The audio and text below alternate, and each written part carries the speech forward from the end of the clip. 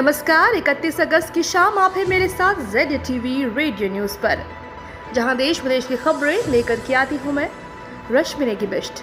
और वक्त है न्यूज़ हेडलाइंस का।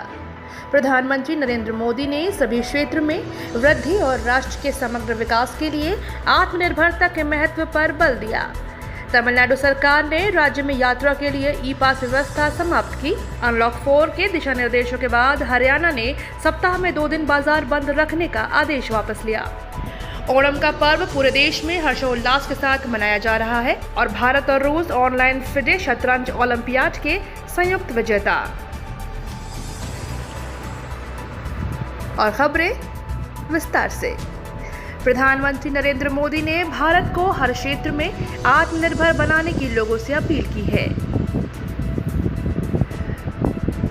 प्रधानमंत्री ने कहा कि हर क्षेत्र में वृद्धि दर को तेज करने के साथ ही देश के विकास के लिए आत्मनिर्भर भारत महत्वपूर्ण है।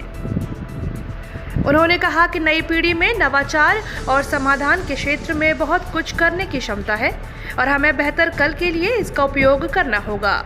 इसके साथ ही उन्होंने कहा कि इस महीने के शुरू में आत्मनिर्भर भारत ऐप नवाचार चुनौती में देश भर में युवाओं ने बहुत ही उत्साहपूर्वक भाग लिया।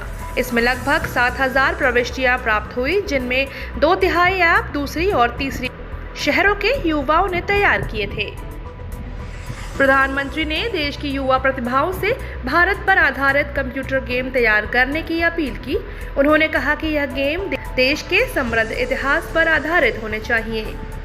प्रधानमंत्री ने स्टार्टअप कंपनियों से मिलकर काम करने और भारत को खिलौना उत्पादन के प्रमुख देश के रूप में स्थापित करने की भी अपील की। आयुष्मान भारत योजना के अंतर्गत अनुबंधित अस्पतालों की अब उनकी स्वास्थ्य देखभाल और सेवाओं की गुणवत्ता के आधार पर रैंकिंग की जाएगी। देश भर में 23,000 से अधिक अस्पतालों को आयुष्मान भारत प्रधानमंत्री जन आरोग्य योजना के तहत पैनल में शामिल किया गया है।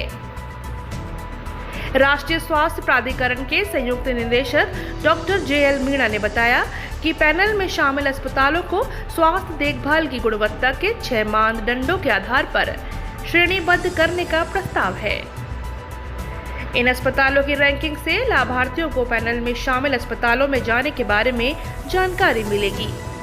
आयुष्मान भारत योजना स्वास्थ्य देखभाल का दुनिया का सबसे बड़ा कार्यक्रम है, जिसमें कमजोर वर्ग के लोगों को हर वर्ष 5 लाख रुपए तक स्वास्थ्य बीमा कराया जाता है। दिल्ली आपदा प्रबंधन प्राधिकरण ने राष्ट्रीय राजधानी में साप्ताहिक बाजारों का कामकाज परीक्षण आधार पर 6 सितंबर तक बढ़ा दिया है। पिछले सप्ताह प्राधिकरण ने परीक्षण आधार पर प्रत्येक नगर निगम क्षेत्र में प्रतिदिन एक साप्ताहिक बाजार खोलने की अनुमति दी थी। प्रशासन को इन बाजारों में सुरक्षित दूरी बनाए रखने और चेहरे पर मास्क लगाने जैसे कोविड संक्रमण के रोकथाम उपाय कड़ाई से लागू करने का निर्देश दिया गया है। दिल्ली में अगले महीने की 7 तारीख से शुरू हो रही मेट्रो ट्रेन में केवल स्मार्ट कार्ड धारक ही यात्रा कर सकेंगे। कोरोना वायरस महामारी को ध्यान में रखते हुए राजधानी में मेट्रो ट्रेन की सेवाएं बंद कर दी गई थीं।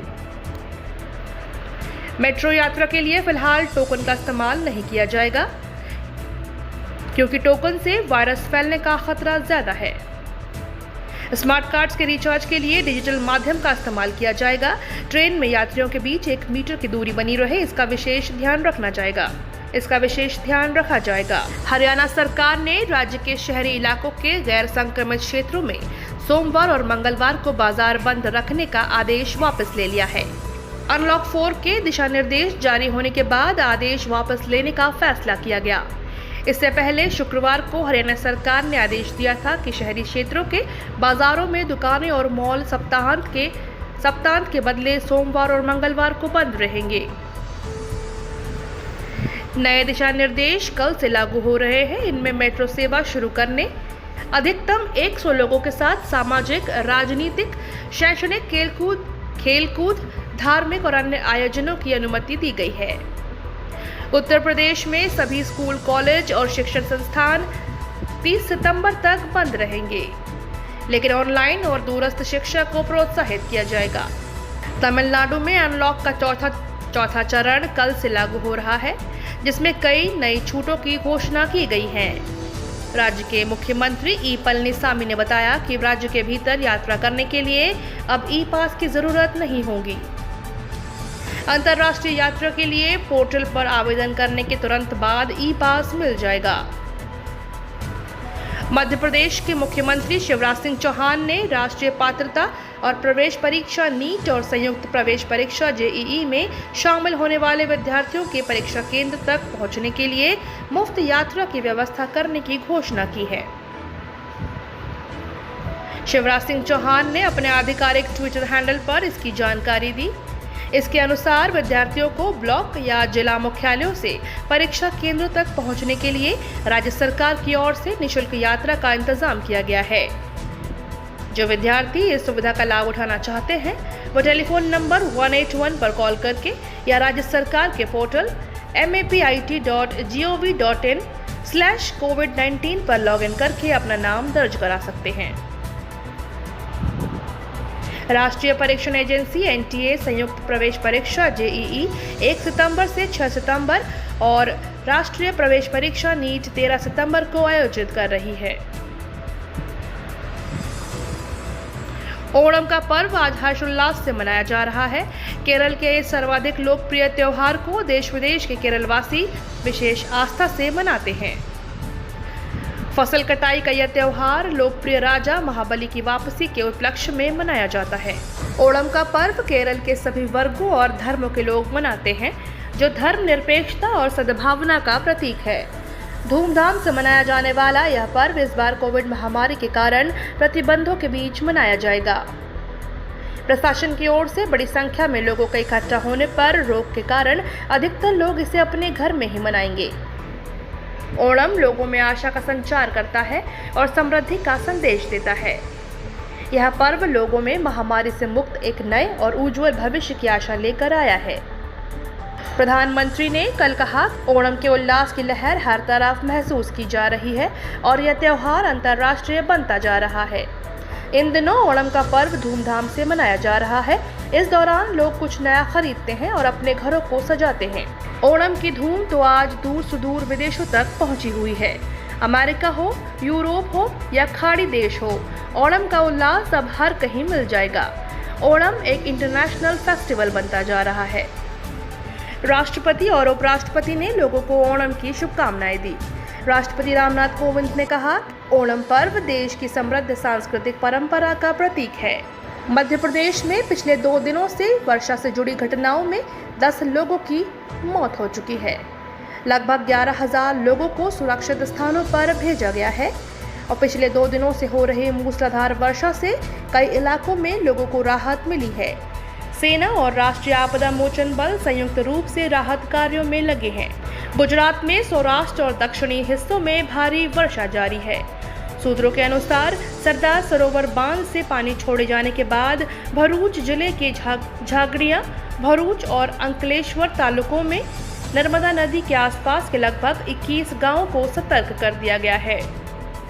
और भारत और रूस ऑनलाइन फिडे शतरंज ओलंपियाड 2020 के संयुक्त विजेता घोषित किए गए हैं।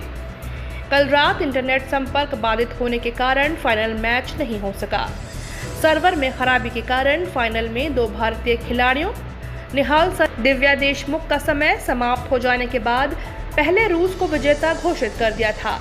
भारत ने इस विवादास्पद निर्णय के खिलाफ अपील की। अंतर्राष्ट्रीय शतरंज महासंघ फिडे के अध्यक्ष अर्कडी दोर्बकोविच ने दोनों टीमों को स्वर्ण पदक देने का फैसला किया। राष्ट्रपति और उपराष्ट्रपति प्रधानमंत्री ने भारतीय शतरंज टीम को फिडे ऑनलाइन शतरंज ओलंपियाड में रूस के साथ संयुक्त रूप स्वर्ण पदक जीतने पर बधाई दी है। और महाराष्ट्र में पालघर में 2 साधुओं और उनके ड्राइवर की पीट कर हत्या करने के मामले में 3 पुलिसकर्मियों को नौकरी से बर्खास्त कर दिया गया है। एक वरिष्ठ अधिकारी ने बताया कि इन पुलिसकर्मियों में एक सहायक पुलिस निरीक्षक भी शामिल है, जो कासा पुलिस का प्रभारी था। और ये थे अब तक के मुख्य समाचार। हमारे YouTube चैनल से जुड़ने के लिए ZATV को सब्सक्राइब करें और नए वीडियो सबसे पहले देखने के लिए नीचे दिए गए बेल बटन को प्रेस करना ना भूलें। आज का न्यूज सेगमेंट आपको कैसा लगा हमें कमेंट सेक्शन में जरूर बताएं। साथ ही इसे शेयर भी करें। और अभी दीजिए मुझे इजाजत। कल होंगे रूबरू इसी समय पे आप सभी के साथ। बाकी और खबरों से जुड़ने के लिए लॉगिन करें हमारी वेबसाइट www.zatvnews.com। नमस्कार।